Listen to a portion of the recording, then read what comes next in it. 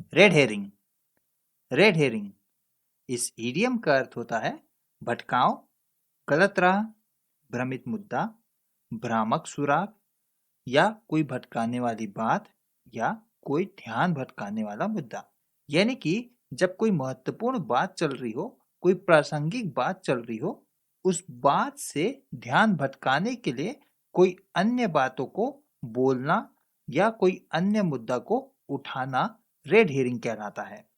Red herring का उपयोग तब किया जाता है जब आमतौर पे तर्क वितर्क होता है, उसमें ध्यान भटकाने के लिए, या कभी-कभी जासूसी भरी कहानियों में भी कोई बात का ध्यान भटकाने के लिए उन कहानियों पे भी रेड हेरिंग यानी कि भ्रामक मुद्दे का उपयोग किया जाता है।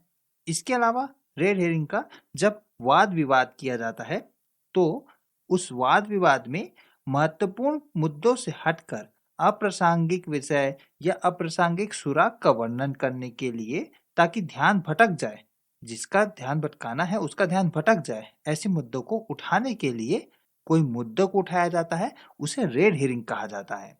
रेड हेरिंग का ओरिजिन की बात किया जाए तो सबसे पहले आपको जानना होगा कि हेरिंग क्या होता है।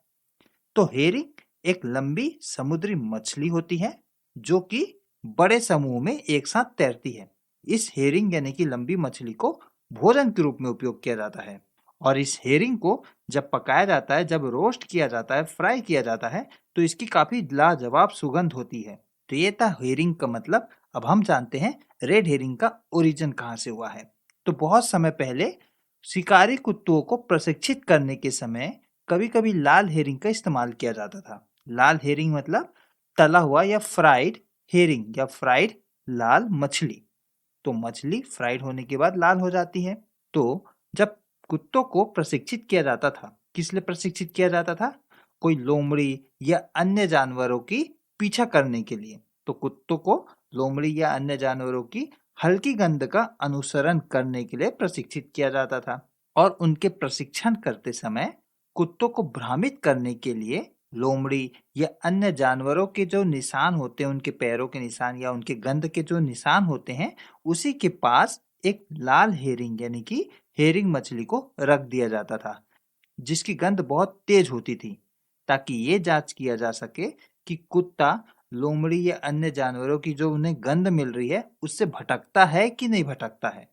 तो कई बार कुत्ता भटक जाता था, लेकिन उसे बार बार प्रशिक्षित किया जाता था कि वह ना भटके, और अंततः प्रशिक्षित कुत्ते रेड हेरिंग के तेज गंध की बजाय मूल गंध यानी कि जो हल्की सी जानवरों की गंध होती थी उसका अनुसरण करना सीख जाता था।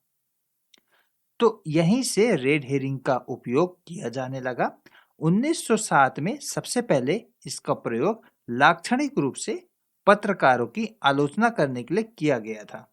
ऐसे पत्रकार जो पाठकों को अप्रासंगिक जानकारी देकर गुमराह करते थे, और तब से रेड हेरिंग का उपयोग ध्यान भटकाने के लिए एक मुहावरा के रूप में किया जाने लगा।